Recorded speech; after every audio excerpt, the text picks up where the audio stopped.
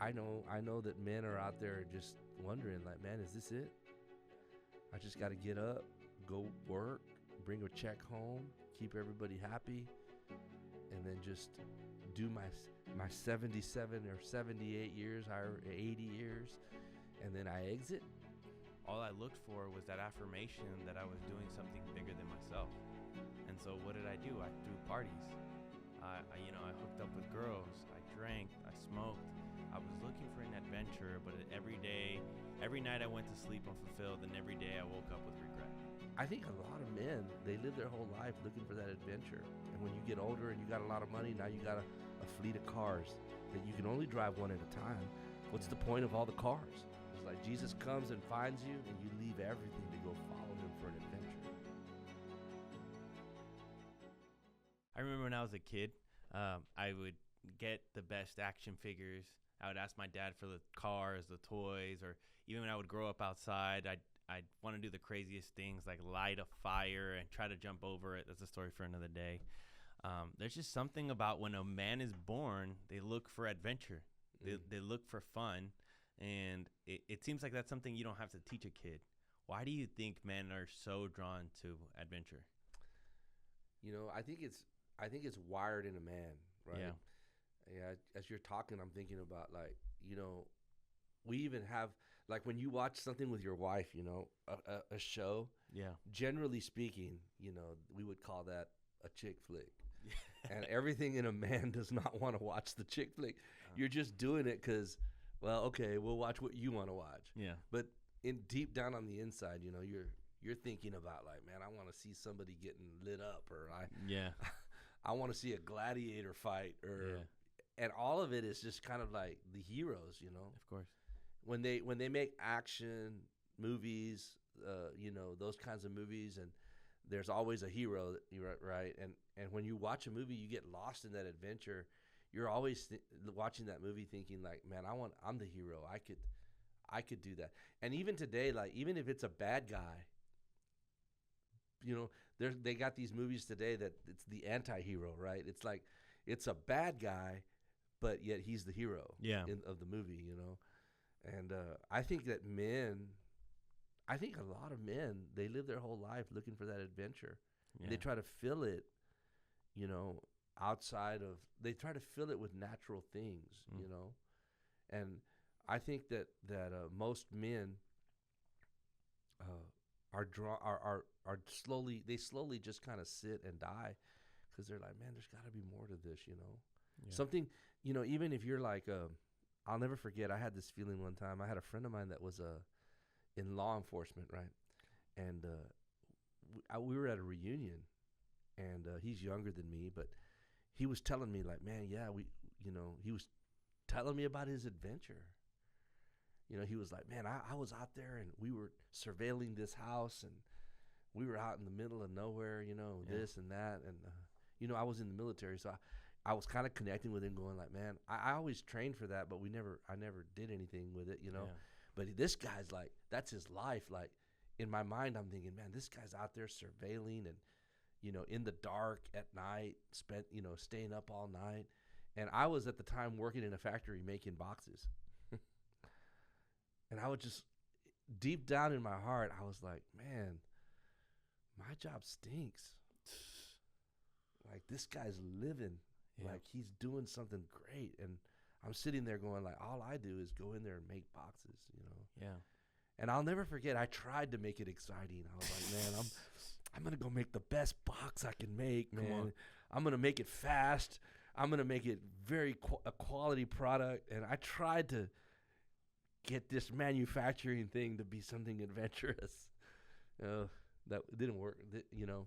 I mean, it was good, but I think on the inside of every man, they're like, man, I want to do something that's why men want to be in law enforcement. They want to be first responders. That's why men join the military, I believe, is they want an adventure. Yeah. They're looking. There was a whole thing. When I was in the military, when I was getting ready to sign, the jingle on TV for the Army was "Be all that you can be." And I'll never forget watching that video, going like, because I had been going to college and I wasn't doing good in college. You know what I'm saying? I was barely making class. I wasn't making good grades. And I was sitting in my living room going like, man, I got to do something. Yeah. And then all of a sudden it's like, be all that you can be. And I'm like, that's it. Yeah. I'm going to join the military. I'm going to run. I'm going to do all these things, adventure. It's inside of us, every man. Yeah. You watch Braveheart, you're Braveheart. Of course. Come on. We're not the side character. You're not the side character. You're going to be the guy. Yeah. And so guys have that. And so what happens today with men is we try to look for that adventure. I think that part of some of the sinfulness, the immorality that happens with men is they're looking for adventure, and without a father figure, you follow these paths of what you think is adventure, because this one dude is adventurous, right? You know, you see guys, they portray a certain way. Like, why do we listen to some of the popular guys that are out there even today doing podcasts? People like Joe Rogan. Joe Rogan is a man's man. Yeah. Adventurous, UFC fighter, has something to say, has a backbone. You know what I'm saying? Like, yeah. So what causes we're drawn to that, because we're like, man, that dude, that's a man. Yeah. And he's living adventure. You know, I see other guys, you know, they'll be sitting outside on a campfire with a beard and a cigar. You know, and all of a sudden they're talking manhood, and you're kind of like, man, that dude, he lives what he thinks, you know, and everything in you is like, man, I'm stuck in the factory.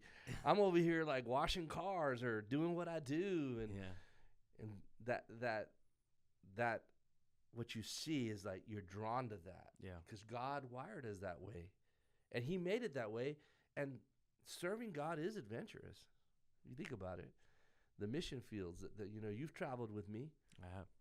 A lot of the guys that were around, they've traveled with us, and we go to places and go make a difference, go help people who can't help themselves, and you come alive out there, right? In fact, you work all year to save up a vacation week where you can take vacation to go do something that's adventurous. Yeah. Instead of just saving up, you know. So I know when I was doing it, like, you know, I would take those times with my family to go to the beach, but man, when I'm on mission, it's a whole nother deal. Yeah. You know? And so I think that men are just drawn to adventure, and as the church and as leaders and as fathers, we need to affirm that. Yeah. Not try to we need to affirm it, and then we need to lead it. We need to direct it to the right thing. That's right. Because if we're not careful, we get adventurous, and all we do is buy a bunch of toys. Right? When you were a kid, you had Tonka toys, and when you get older and you got a lot of money, now you got a fleet of cars that you can only drive one at a time. What's the point of all the cars? Well, I like them. Well, I get it, but you know, it's just in my opinion, it's misdirected adventure. You know, and you've worked hard, and you can do it, and if you can do it, you can do it. But what I'm saying is, there's more to do. Yeah, there's more people to help. And when Christ comes into a man's heart, everything comes alive in him, because he's like, I want to be an adventure guy. The apostles, they were fishing. Yeah. And then he says, I'm going to make you fishers of men. Yeah.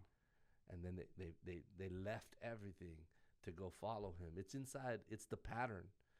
It's like Jesus comes and finds you, and you leave everything to go follow him for an adventure. And unfortunately, church today, especially in the West, you know, is just, it's a concert, you know. We're not leading people to adventure. What we ought to do is say, hey, you were made, God made you, and he rescued you and gave you an identity as a son. He's affirming that identity, but he made you he made you for a purpose. Yeah.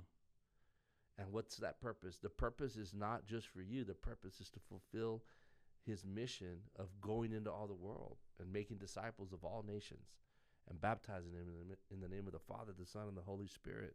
That's the mission and the purpose of a man. You can do a lot of things, and and the fulfillment will last for a moment. But when you get in the Matthew 28 mission, you'll be fulfilled. Yeah, that's so true. I think you can either have adventure the right way or you can have adventure the wrong way, right? Like I remember when I was in high school, you're right. All I looked for was that affirmation that I was doing something bigger than myself. And so what did I do? I threw parties. I hooked up with girls. I drank. I smoked. I was looking for an adventure, but every night I went to sleep unfulfilled, and every day I woke up with regret. Mm. You know, and in the kingdom, once you're in Christ, man, I'm going to India, like to go tell people about Jesus, where they're currently persecuting Christians, but then in that I wake up with the joy of the Lord. Mm-hmm. You know, I felt like I'm actually walking in it when we're hearing a dog eating a chicken outside where we're sleeping. Right. You know what I mean? Or Noah's on the floor on tile with a little blanket, with his shoe as a pillow. Absolutely. Yeah. Or losing my appendix in Peru. Yeah. See, that's what I'm saying is that if you start talking like that, everybody's like, I want to do that. Like, not lose your appendix. Maybe not lose your appendix or get sick, but it's kind of like. Now we get together and we start talking about that. Yeah. And if a guy never went to that, they're kind of like, dude, when y'all going on the next one? Yeah. When's the next one? Yeah. Like maybe if I go to the next one, something crazy is going to happen. We're going to do this or do that. And it's just inside of a guy, adventure. Yeah. I think there was a guy, David Murrow, I think his name was. He wrote a book on why men don't go to church. Yeah. And a lot of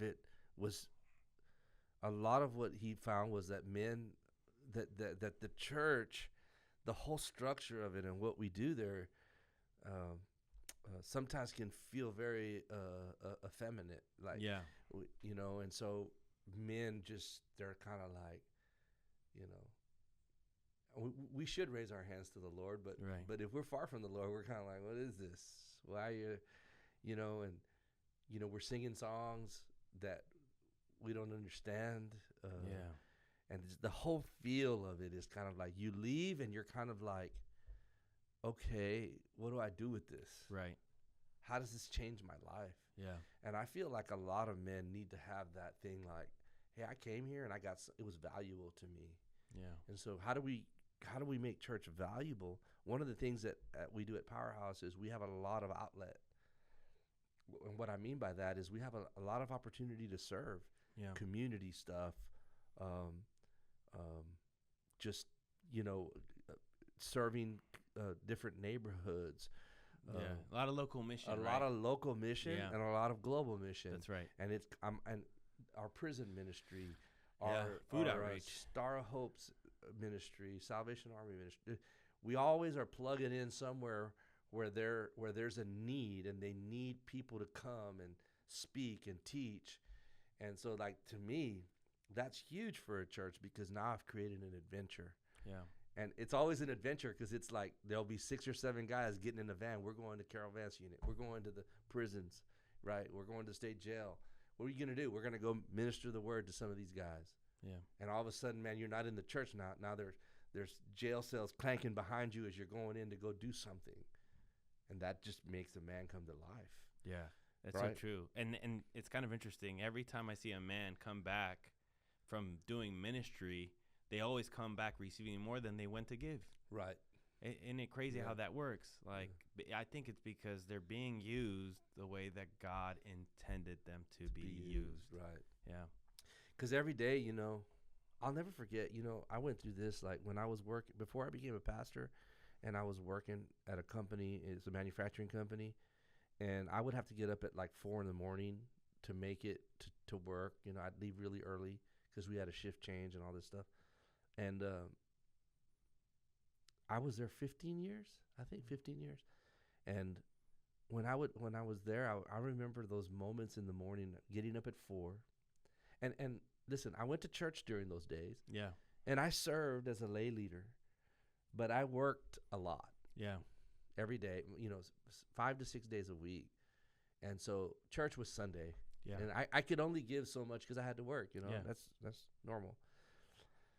But I remember driving, being at 4 o'clock in the morning and getting on the freeway and just thinking to myself, wow, this is it. this is it for me. For the rest of my life, I'll get up at 4. I'll get in my truck, and I'll go down here and trade 8 to 10 to 12 hours a day for a wage. And then I'll come home, and then I got to do that again. And day after day. It's just like, I mean, when I think back now, it just felt like a slow death. Yeah. Because I was like, does it even matter? Yeah. And I tried to make it matter. I tried to say, like, well, we're supplying packaging material for the world, and we're doing this and we're doing that. And I tried to make it matter. I tried to make it, like, impactful. But at the end of the day, we were making a product and selling a product for a profit. Yeah. And that was all. That was it. That's a wrap. And so then it's kind of like, I'll never forget, you know. And, you know, I got in that rut, and that's what really started me on the process of thinking, I think I want to do something different. Yeah. Mm-hmm. And then I left that. I walked away from that with no income. So I walked away from that with, what makes you want to do that? When the pain of staying the same gets bigger than the pain of change. Yeah. I got to a place where I was like, man, I'm willing to walk away from this and walk away from the money of this. Yeah. And do something different. Right. And just take my, you know, at the time I was like, take my chances. Now I know God was in it. God was going to help me. But how many more men are like that? Yeah. No. If I felt that way, there's a lot. And I'm not saying that everybody's going to quit and get into the ministry. Yeah. But I know that men are out there just wondering, like, man, is this it? Yeah. I just got to get up, go work, bring a check home, keep everybody happy, and then just do my 77 or 78 years, or 80 years. Yeah. And then I exit. Yeah. You know? I think something that's admiring, though, there is, like, that it's not that you were in the wrong adventure. It just shifted, like, the gifts that you learned at your secular job. Oh, yeah. Of overseeing hundreds of people, Mm-hmm. managing a high top operation from corporate to transitioning to managing a global wide ministry. Yeah. Were in parallel. So would you say that sometimes men have the gifting to do the work of the ministry, but they're using it? You know, you could look at it like you're using it wrong, or you could look at it like God's preparing you. That's right. And maybe if I'd have left earlier, it wouldn't have been a good thing. Yeah. Maybe God's timing is perfect. That's and good. Maybe he's like, so, but you know, you need somebody along the way to tell you, like, hey, listen, I'm not saying that everybody go out there and quit your jobs and go do something. I'm just saying, like, you were made for more. Yeah. You know? That's good. And some people get in a season where they can have sometimes God puts you in the position that you're in. Yeah. In the secular world that you're in, right? To because you're the leaven of the kingdom. That's right. So That's it's so discerning. You have to discern, like, hey, listen, they need me here because I'm the leaven of the kingdom. That's here, right. That's you right. know, and it's just when you lose the adventure and it becomes monotonous that it just kills a guy. You know, there was a guy named Rob Carmen, and I've never really studied this out, but he always talked about retirement and how retirement was actually developed by the Nazis, and that retirement really was made to just pull all purpose out of a man. Yeah. And you know, when you think about it, it's kind of like, I know a lot of guys that have retired, but they always end up doing something, right? Like, I don't know very many guys that are just like, hey, I retired, so I'm just sitting at home. That don't make When sense. they do that, they go downhill quick. Yeah. I have a brother-in-law. He retired, you know, from big oil and gas thing. He comes home. He takes about 2, 3, 4 weeks off. Next thing I know, he's got a full-time job consulting for somebody. Yeah. You know, and it's like, he goes, yeah, I retired, but I could only do about 4 weeks at home because I got to go do something. Like, I feel like I want to do something. Yeah. And so that's good. So many times we're thinking that what we need is to retire, but really what we need adventure. That's right. And even if you retire, you know, it's all it is you're leaving this job to begin to do the next job, and hopefully it's kingdom work, you know. Yeah. But yeah, I think a lot of men are tough, and I think a lot of ladies don't know how to deal with a guy, because even men when you don't have a father, you don't know how to put your finger on what is it. Why am I so disconnected? Why am I so unfulfilled? And we don't even know why. So we have a hard time communicating that with our wives, and then our wives internalize it and say, well, this is not enough for you then, right? And then the guy goes into this mode where he's like, now my wife's upset. I hate my job, and now my wife's upset with me because she says I'm disconnected and aloof and not paying attention. And all of it can be fixed by purpose. Yeah. Bang. All of it can be fixed by purpose. Yeah. But when we don't have a father, we don't know that. Yeah. And so fathers come and say, man, I know what's missing. Yeah. You know, and sometimes I'll be like, you need to come to man church. Man church is going to fix it? No, man church alone's not going to fix it, the men's group. But when you come there, you're going to hear something that's going to stir you up. And then then something's going to happen. I had a guy the other day. This is really an interesting thought. This guy comes to church, brings his dad. His dad is hearing me. And at the end of man church that night, I had told everybody, I want you to go home and I want you to pray with your wife. Tonight. Like, I don't want you to wait on it. Yeah. Tonight, I want you to go home and I want you to just tell your wife, hey, can I pray for you? And I want you to pray over her out loud. And he did it. And his wife was like, when they finished, the wife went to the son and said, hey, what's up with your dad? What happened? He goes, well, we just went to church. And this happened, right? Now they're all coming to church. Wow, that's so good. And this son told me that the mom had said, I've always just picked the church to go to because your dad never really cared. He just said, whatever.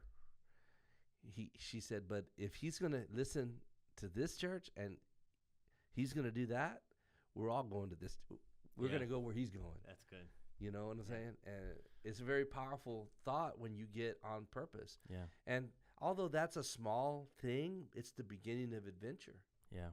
It's the beginning of a guy going like, I may be a box maker in the natural, but I'm a pastor in my house. Yeah.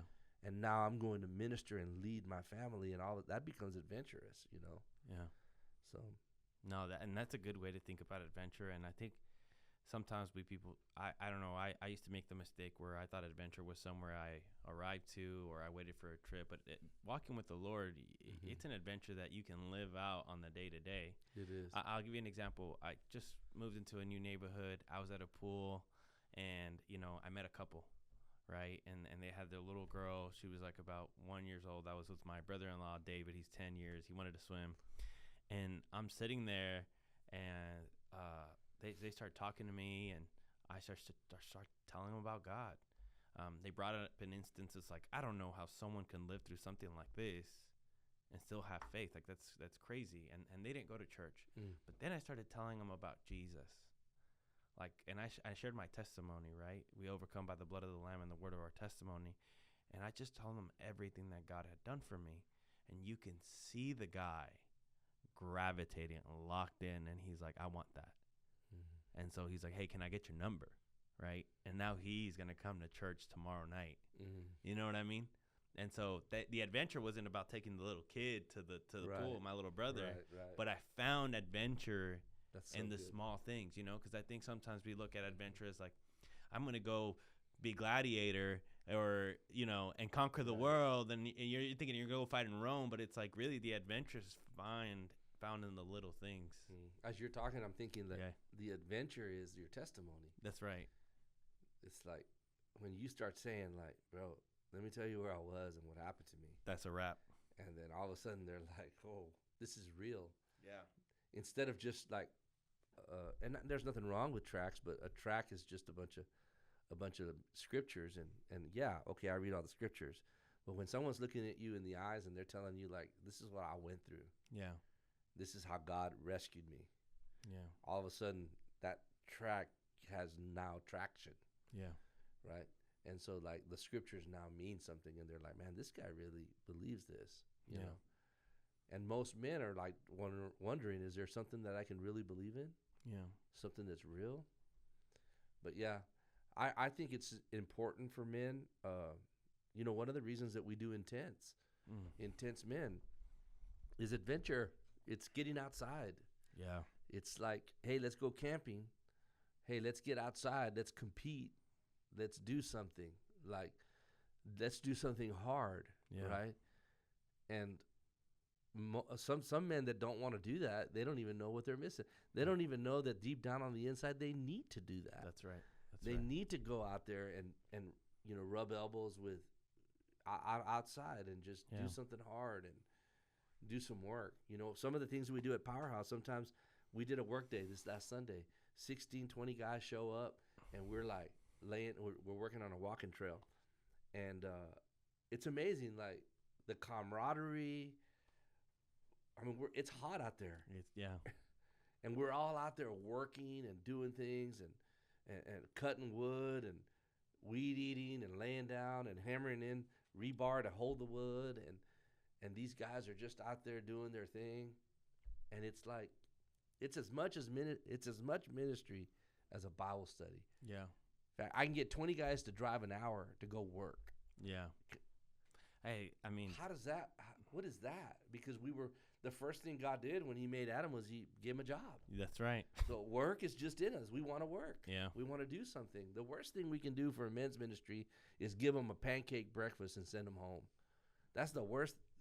Listen, go ahead and have the pancake, but do something. Yeah. Like, get out there and put them to do something. Yeah. Right? And some people will be like, well, I don't, they're already working all day long. Listen, they were made to work.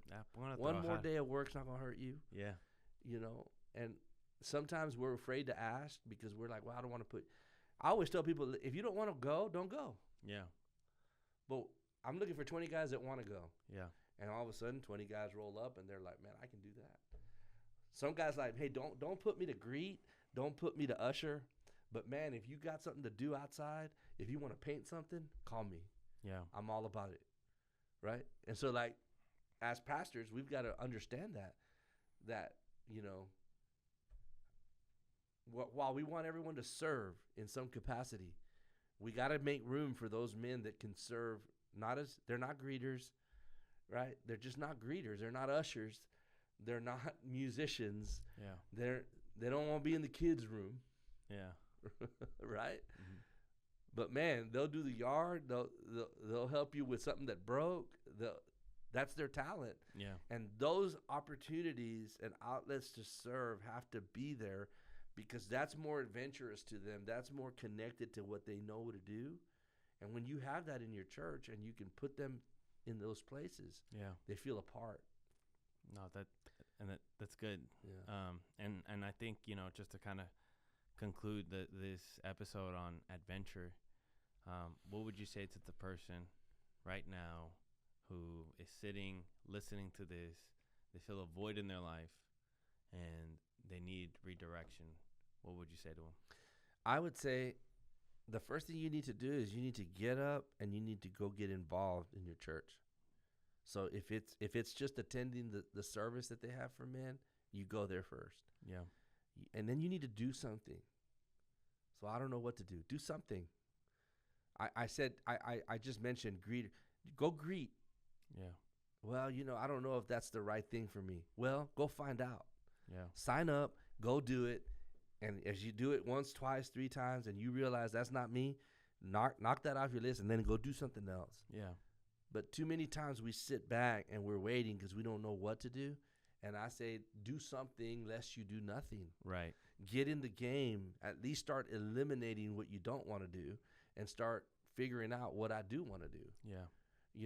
Now the other thing is just be faithful. Yeah. Like, let your word be your bond. If you say you're going to do something, then sign up for it and do it. Don't be calling out. Don't be, well, I changed my mind. Do something. I think a lot of men right now is the first step is just getting off dead center. Yeah. And not waiting around, go do something. If you go to your pastor and say, hey, I want to do something, they're going to tell you, okay, come here and do this, Man Church, for instance, we always have a team of guys that come up early to get it all set up and ready to go. It requires nothing except a willingness to set up tables, set up chairs, and get things ready. do something. Get around people that are doing something. And I think that that's the beginning. And then as you go along, God will unveil that adventure to you, what it is that you're called to do, and where it is that you fit in the church. Yeah. No, well, that's good. I appreciate you guys tuning in. Foundation Podcast. Look out for the great adventure. Follow Jesus. Seek the kingdom. Matthew 6:33. See you. God bless you. Bye. God bless.